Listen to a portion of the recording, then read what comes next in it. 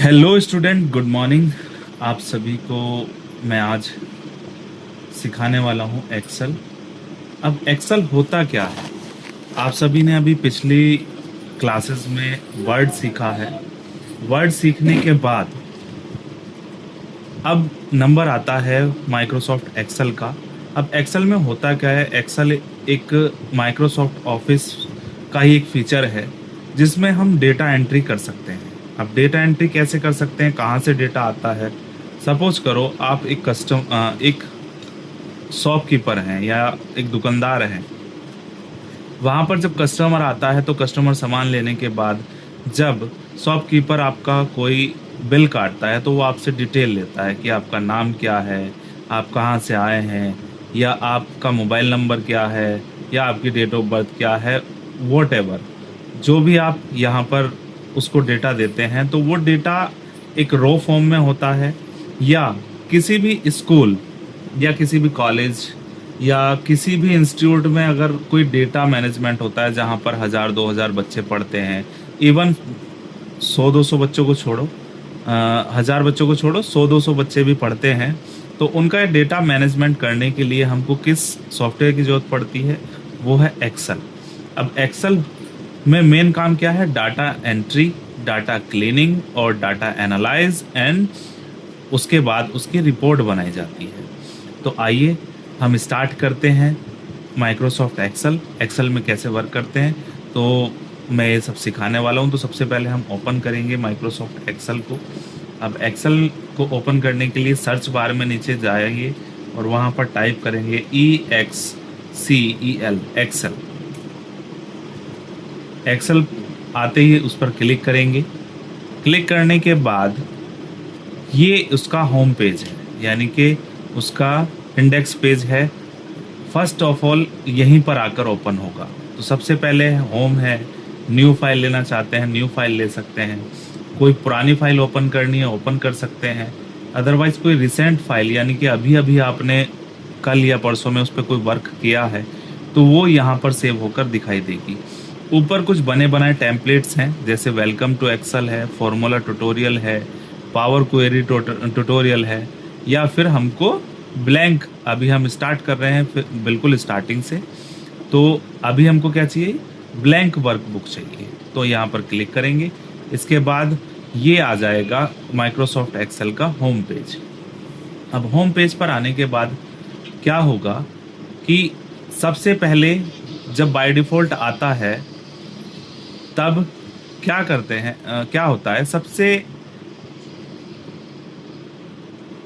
पहले आपको home menu दिखाई देगी। होम मेन्यू के अंदर सारे ही इनिशिएट शुरुआत में यूज होने वाले सारे फंक्शन आपको होम मेन्यू में दिखाई देंगे। तो आपको हम वन बाय वन सभी को जानेंगे, कैसे इसमें डाटा एंटर करते हैं, कैसे क्या होगा।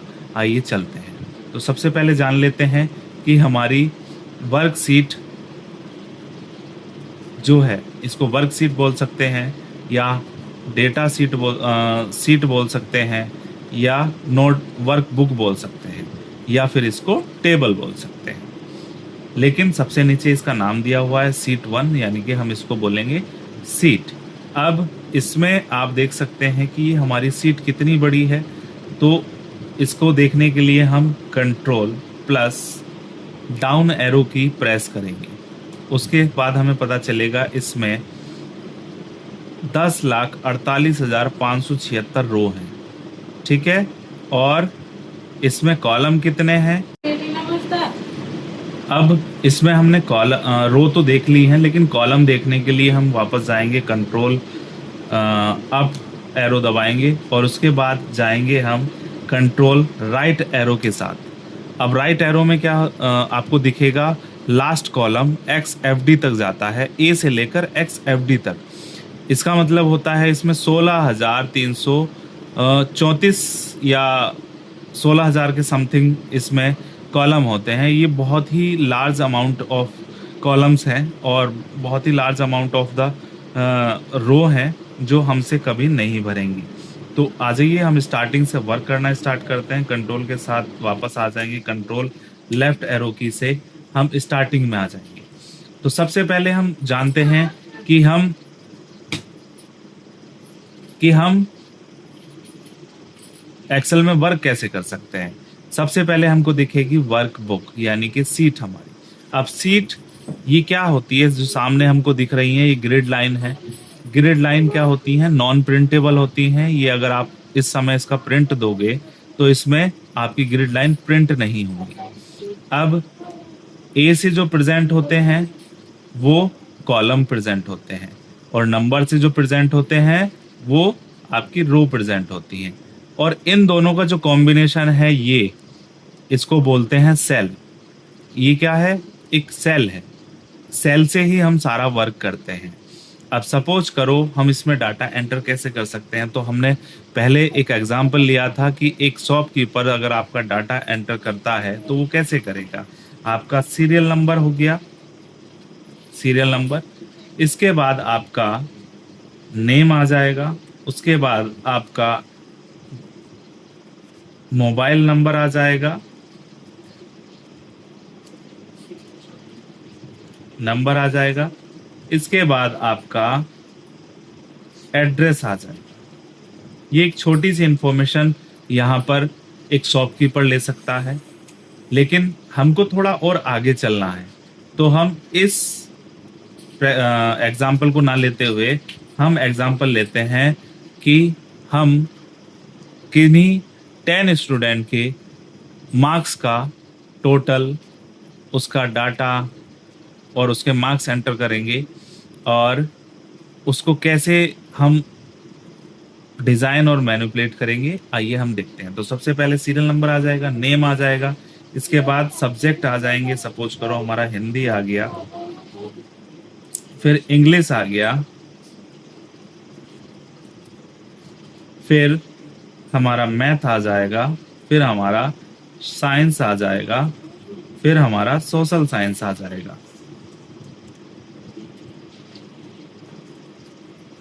ठीक है, तो सबसे पहले हम सीरियल नंबर लिखते हैं 1 2 3, लेकिन यहाँ पर Excel is a most powerful tool, तो इसमें हमको हर चीज लेंदी करने की जरूरत नहीं होती। हमको 1 और 2 को सिलेक्ट करना है। सिलेक्ट करने पर ध्यान देंगे, ये जो आपका कर्सर है ये थोड़ा सा बोल्ड है और वाइट है। अगर ये वाला कर्सर है तब आप सिलेक्ट कर सकते हैं। तो सिलेक्ट करने बिल्कुल बीच में कर्सर रखेंगे, बिल्कुल बीच में कर्सर रखने के बाद यहाँ से यहाँ तक सिलेक्ट करेंगे, फिर इसके कॉर्नर में जाएंगे, बिल्कुल लेफ्ट डाउन कॉर्नर में, यानी कि सबसे कॉर्नर में जाएंगे, तब आपका ये कर्सर वाइट, बोल्ड वाइट से ये ब्लैक कलर में कन्वर्ट हो जाएगा, और फिर इसको पकड़कर माउस से यानी कि लेफ्ट क्लिक से दबा लेंगे और इसके बाद इसको ड्रैग करेंगे। सपोज करो हमको 10 स्टूडेंट का डाटा एंटर करना है ओनली। यहाँ पर नेम आ जाए, मैं नेम एंटर कर लेता हूँ, अमित, यहाँ आकांक्षा और संजना, मंजू, सोना, शिवी, अश्वी और प्रियंका, और यहाँ पर स्वीटी। इन 10 बच्चों का मैंने नाम लिखा है। इसी में हम इनके नंबर एंटर कर सकते हैं, या तो हम 1 बाय 1 एंटर कर सकते हैं। सपोज करो 7 8 हो गया, ऐसे हो गया। लेकिन इसके लिए मैं एग्जाम्पल के लिए एक फॉर्मूला यहाँ पर यूज करूँगा। फॉर्मूला लगाने के लिए हम क्या करते हैं, इक्वल का निशान लगाते हैं, यानी कि बराबर का निशान लगाते हैं, लिखते हैं RAND बिटवीन, यहाँ से RAND बिटवीन, रैंड बिटवीन को सिलेक्ट करते हैं और टैब दबाएंगे। टैब जो आपके कीबोर्ड में ऊपर से तीसरे नंबर पर है टैब, यहाँ पर लिखा है बॉटम, यहाँ पर लिखा है बॉटम। बॉटम नंबर देंगे 75, कॉमा यहाँ पर देंगे 95, यानी कि टॉप नंबर देंगे, फिर ब्रैकेट बंद करेंगे और यहाँ पर एंटर कर देंगे। तो 75 और 95 के बीच का कोई नंबर यहाँ पर रैंडमली आ जाएगा। रैंडमली आने के बाद यहाँ पर हम इसको ड्रैग करेंगे अपने सोशल साइंस तक। ठीक है, फिर इसको ड्रैग करेंगे हम यहाँ से नीचे तक, यानी कि हमारे रैंडम नंबर यहाँ पर एक्सेस हो चुके हैं, यानी कि आ चुके हैं, हमको लिखने की जरूरत नहीं हुई यहाँ पर। अब हम क्या कर सकते हैं, हम करेंगे इसका टोटल निकालेंगे, टोटल निकालेंगे और इसका परसेंटेज निकालेंगे और इसका मैक्सिमम नंबर हम निकालेंगे, इसका मिनिमम नंबर हम निकालेंगे और कितने सब्जेक्ट हैं हमारे पास उसको काउंट भी करेंगे और कितना इन सब्जेक्ट का एवरेज आया है, एवरेज भी निकालेंगे, एवरेज। ठीक है, लेकिन इससे पहले मैं थोड़ी चीजें स्टेप बाय स्टेप बता देता हूँ। इस वाली क्लास में मैं जो भी बता सकता हूँ मैं बताऊंगा। सबसे पहले हम, अगर सपोज करो हमको अमित सबसे नीचे लिखना था और स्वीटी को ऊपर लिखना था, तब हमको कट की जरूरत पड़ती है। ठीक है, तो यहाँ से कट किया और यहाँ पर जाकर पेस्ट कर दिया। ठीक है, अब स्वीटी को हमने यहाँ से कट किया, यहाँ पर जाकर पेस्ट कर दिया। ठीक है, अब फिर जाकर अमित को यहाँ पर कट किया और यहाँ पर जाकर पेस्ट कर दिया। तो कट कॉपी पेस्ट, कट और पेस्ट आप समझ गए होंगे। इसके बाद है आपका कॉपी। कॉपी कैसे करते हैं, सपोज करो हमको स्वीटी ऊपर भी था और स्वीटी नीचे भी था। ठीक है, तो यहाँ से स्वीटी को कॉपी करेंगे, यहाँ से कॉपी किया। कॉपी करने के बाद देखो एक पहचान होती है, आउटलाइन आ जाएगी। यहाँ पर मैं जूम करके दिखा देता हूँ आपको। यहाँ पर ये एक आउटलाइन में डॉटेड वाली लाइन चल रही है, यानी कि इसका मतलब आपने कॉपी कर लिया है। कॉपी करने के बाद यहाँ पर जहाँ पर आपको पेस्ट करना है वहाँ पर क्लिक करेंगे। अब देखो अमित के ऊपर करना है तो अमित के ऊपर डायरेक्टली जाकर पेस्ट कर देंगे, अमित हट जाएगा और स्वीटी वहाँ पर पेस्ट हो जाएगा। लेकिन मैंने आपको ये सिर्फ समझाने के लिए किया है, लेकिन हमको वहाँ पर जैसे था वैसे ही चाहिए, तो हम यहाँ से कंट्रोल जेड कर सकते हैं। यहाँ से कंट्रोल जेड, वापस से जैसा था वैसा हो जाएगा। ठीक है, आई थिंक आप कट कॉपी पेस्ट समझ गए होंगे। अगर आप समझ गए हैं तो मुझे कमेंट करके बताएं, हम आगे चलते हैं। इसके बाद है, सपोज करो अब हमको क्या है, जो ऊपर वाली लाइन होती है वो डाटा हेडिंग होता है और डाटा हेडिंग टेबल हेडिंग होता है। डाटा हेडिंग में गलत बोल गया हूं, तो यहाँ पर टेबल हेडिंग, जो फर्स्ट वाली रो होती है उसको हम बोलते हैं टेबल हेडिंग, और जो नीचे लिखा होता है उसको बोलते हैं टेबल डेटा। तो टेबल डेटा और टेबल हेडिंग में हमेशा थोड़ा सा फर्क रहेगा, ताकि हम एक दूसरे की पहचान कर सकें कि क्या ये टेबल हेडिंग है या डाटा है। तो हम टेबल हेडिंग को थोड़ा सा डिफरेंस इसमें क्रिएट करेंगे। यहाँ से यहाँ तक सिलेक्ट किया, यहाँ से डिफरेंस क्रिएट किया। तो अगर हमको बोल्ड करना है थोड़ा, हमने बोल्ड कर लिया। मैं थोड़ा सा जूम करके यहाँ पे दिखा देता हूँ आपको। यहाँ से हमने बोल्ड किया। अगर हमको यहाँ से थोड़ा सा बड़ा करना है तो बड़ा कर लिया। ठीक है, इसके बाद अगर हमको थोड़ा इटैलिक करना है इटैलिक कर सकते हैं, अगर अंडरलाइन करना है तो अंडरलाइन कर सकते हैं। अगर अंडरलाइन और इटैलिक नहीं चाहिए तो एक बार हमने ऑन किया है, एक बार हम इसको ऑफ कर देंगे। ठीक है, एक बार हमने ऑन किया, एक बार इसको हम ऑफ कर देंगे। डायरेक्ट ऑफ कर दो, ये अंडरलाइन ऑफ हो गया। इटैलिक को एक बार क्लिक कर दो, इटैलिक ऑफ हो गया। तो अब हमारे पास बचता है ओनली रो डाटा। अब इसके बाद जब जो डाटा पे हम वर्क करने वाले हैं, इस डाटा के ऊपर हम, अगला ऑप्शन हमारा बॉर्डर का है। मैं बॉर्डर करना आपको सिखाऊंगा। तो बॉर्डर करने के लिए हम सारा ही जितना टेबल में हम वर्क कर रहे हैं उस टेबल को हम सिलेक्ट कर लेंगे, यहाँ से जाकर ऑल बॉर्डर कर देंगे। ठीक है, ऑल बॉर्डर करने के बाद एक बॉर्डर और देंगे, outside thick border, thick outside border. इससे हमारा जो बॉर्डर है, जो टेबल है, वो बिल्कुल डिफरेंट चमकेगी इस वाली ग्रिड लाइन से, यानी कि इस वाले से। तो यानी कि हमको पता होगा, डाटा रीडेबल हो जाएगा। अब ये ऑप्शन बचता है, तो अब हम इसको क्या करेंगे, यहाँ से अगला ऑप्शन है कलर का, बैकग्राउंड कलर। बैकग्राउंड कलर कर सकते हैं। बैकग्राउंड कलर करेंगे हम, यहाँ से हमने दिया इसको डार्क ब्लू कलर। इसके बाद हम कर सकते हैं फ़ॉन्ट कलर। फ़ॉन्ट कलर में हमने वाइट कर दिया ताकि हमको बहुत ही बेहतरीन चमके। ठीक है, अब थोड़ा सा अच्छा लग रहा होगा आपको देखने में। इसके बाद हम अपनी सीट पर वर्क करेंगे।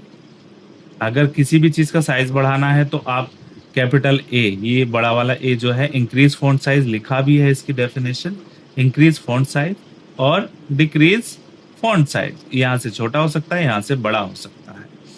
ठीक है, अब ये अगली क्लास में बताऊंगा आप बाकी की चीज़ें, लेकिन जो मैंने यहाँ पर एक सीट बताई है टोटल और परसेंटेज, मैक्सिमम, मिनिमम और काउंट और एवरेज, इन सब के फॉर्मूले के बारे में मैं आपको बताऊंगा। अब यहाँ पर हम नॉर्मली प्रेस करते हैं इक्वल यानी कि बराबर का निशान। जब हम कोई भी फॉर्मूला लगाते हैं तो हम बराबर का निशान जरूर लगाएंगे, क्योंकि बराबर का निशान लगाते ही ये जो भी वैल्यू हम आगे लिखेंगे वो उसको फॉर्मूला में काउंट करेगा। तो अब हमको इसको टोटल करना है, तो टोटल कैसे करेंगे? लिखेंगे बराबर SUM और शिफ्ट के साथ 9 प्रेस करेंगे। 9 के ऊपर होता है पैरेंथेसिस ब्रैकेट ओपन, ये आ जाएगा। अब यहाँ पर देख लीजिए, माउस से हिंदी से लेकर साइंस तक सिलेक्ट करेंगे, या फिर ये C2 और G2 क्या आ रहा है ये मैंने आपको बताना भूल गया था, लेकिन अब मैं बता देता हूँ। ये होता क्या है, ये सेल एड्रेस है। मैं दोबारा से बता देता हूँ, ये सेल एड्रेस है। सेल एड्रेस कैसे निकालते हैं हम?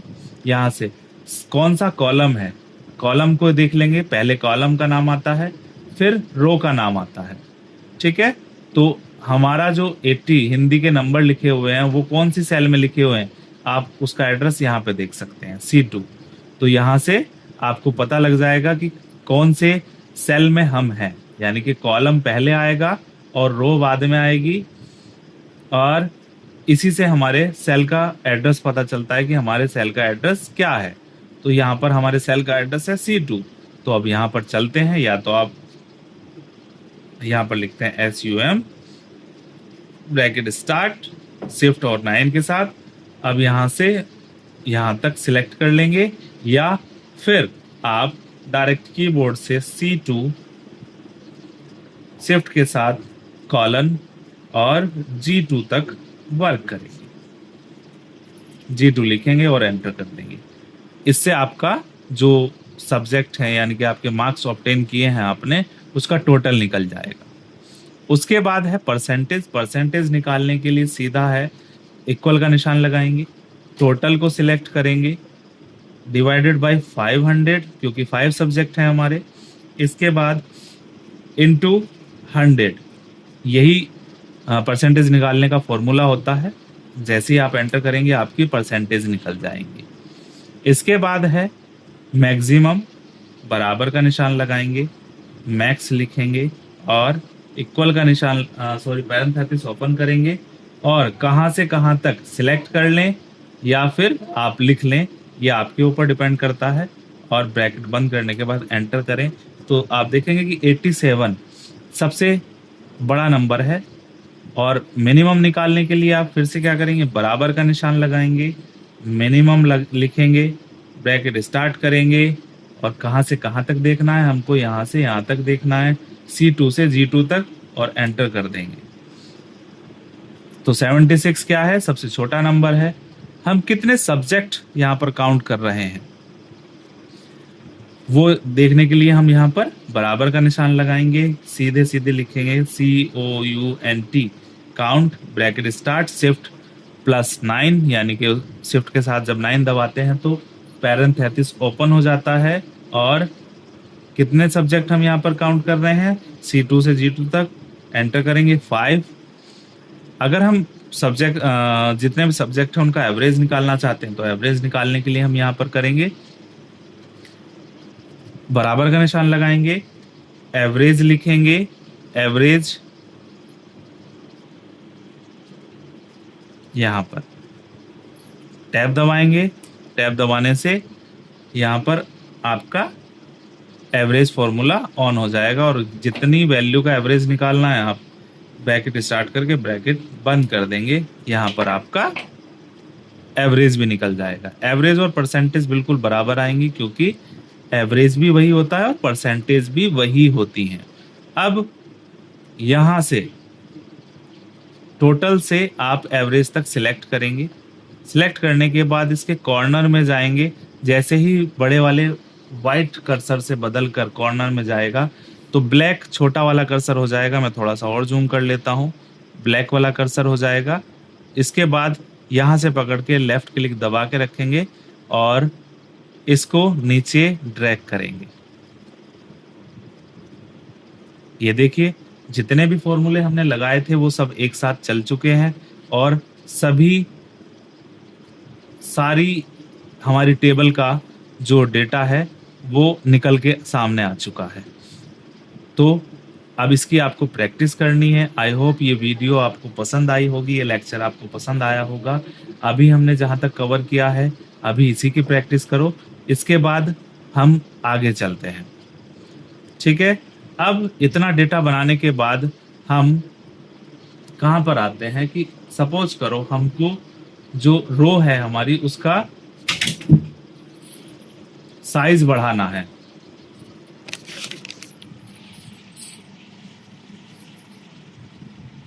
तो गाइज अभी आपने सीख लिया है फ़ॉन्ट। फ़ॉन्ट के अंदर जो फ़ॉन्ट, ये आपका क्लिपबोर्ड होता है, इसके अंदर सारी चीज़ें आती हैं एक फ़ॉन्ट को स्टाइल करने के लिए। अब मैं आपको अलाइनमेंट समझाता हूँ। अलाइनमेंट क्या होता है। सपोज करो हमारी ये जो रो है ये बहुत बड़ी है। अब जो अलाइनमेंट है हमारा, यानी कि जो इसके अंदर मैटर लिखा है या डाटा लिखा है, वो देखो आपको नीचे की साइड दिख रहा होगा, ये नीचे की साइड। लेकिन अगर हम इसको करना चाहें, अब इसका थोड़ा सा हम कॉलम का साइज़ भी बढ़ा लेंगे ताकि आपको अच्छे से समझ में आए। यहाँ से कॉलम का साइज़ M और N के बीच में, कॉलम का साइज़ आगे बढ़ाना बता दूंगा, अगर आप अभी सीख पाएँ तो इससे सीख सकते हैं कि M और N के बाद सिलेक्ट करते हैं। जब ये A के ऊपर ऐसा एरो आ जाएगा, इसके बाद आप सिलेक्ट करेंगे तो ये सिलेक्ट हो जाएगा। और इसके बाद आपके M और N के बीच में जो लाइन है उसके ऊपर जब रखेंगे तो इसको थोड़ा सा बड़ा करेंगे तो ये आपकी इतना लेंथ बढ़ जाएगी, सॉरी विड्थ बढ़ जाएगी कॉलम की। इसके बाद आपको करना क्या है, ये जो आपका लिखा है बिल्कुल बॉटम में लिखा है, तो यहाँ पर आपको दिखेगा सबसे ऊपर है टॉप अलाइन, इसके बाद है मिडिल अलाइन, इसके बाद है बॉटम अलाइन, ये है लेफ्ट, ये है सेंटर और ये है राइट अलाइन। तो आपको करना क्या है, सपोज करो हमको करना है टॉप, तो टॉप हो गया। सेंटर करना है, सेंटर हो गया।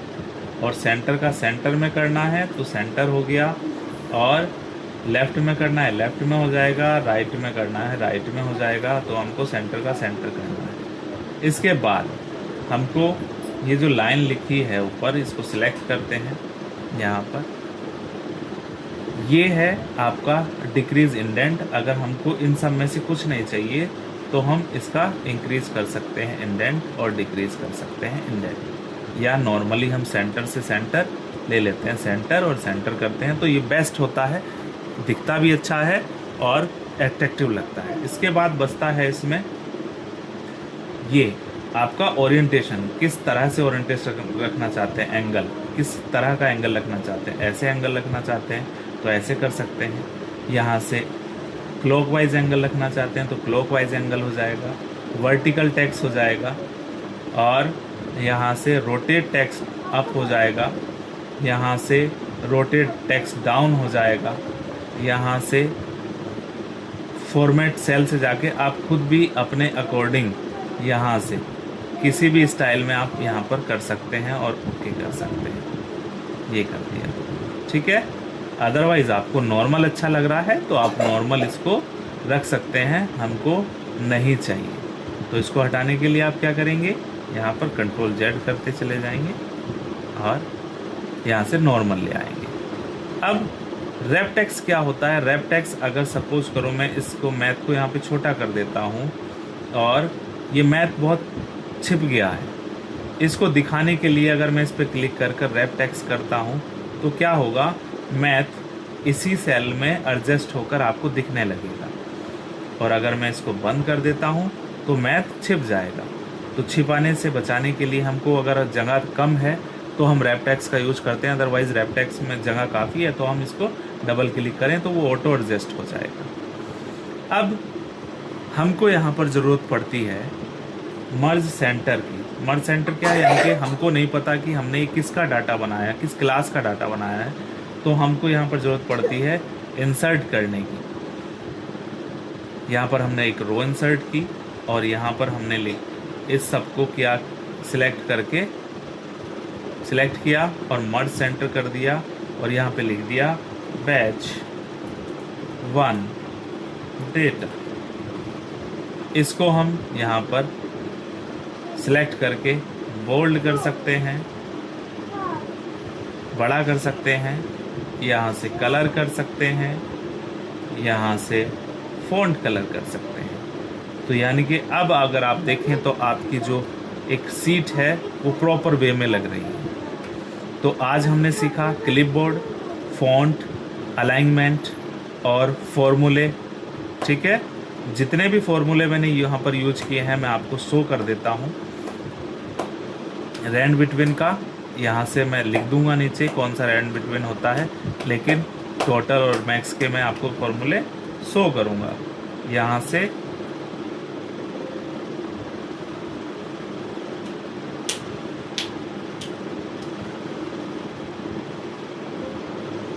शो करूँगा।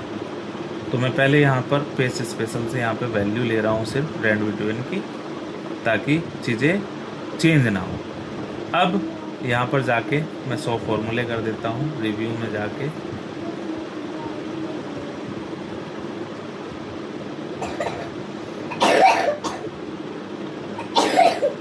यहाँ पर 100 फॉर्मूलाज। अब यहाँ से आ जाइए और मैंने कौन कौन से फॉर्मूले लगाए हैं ये आप नोट डाउन भी कर सकते हैं। नोट डाउन करके कौन कौन से फॉर्मूले कहाँ लगेंगे इसको यहाँ पर आप देख लें और इनको अप्लाई कर देखें। आई होप वीडियो को पॉज करें और फॉर्मूले लिखें, और फॉर्मूले लिखने के बाद मैं आपको आगे बताऊंगा। तो आपको एक ऐसी सीट बनाकर दिखानी है, ये बहुत ही अच्छी सीट लग रही है।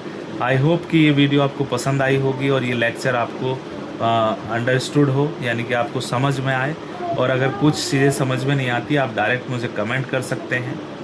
और ये लेक्चर अच्छा लगा हो तो इस लेक्चर को लाइक करें और वीडियो को जितना हो सके शेयर करें और चैनल को सब्सक्राइब ज़रूर कर लें। और मिलते हैं अगली वीडियो में। आगे हम कवर करेंगे numbers, style, cells, editing, much more. अभी तक आपको करना है अलाइनमेंट, फ़ॉन्ट और क्लिपबोर्ड। थैंक यू गाइस, मिलते हैं नेक्स्ट वीडियो में।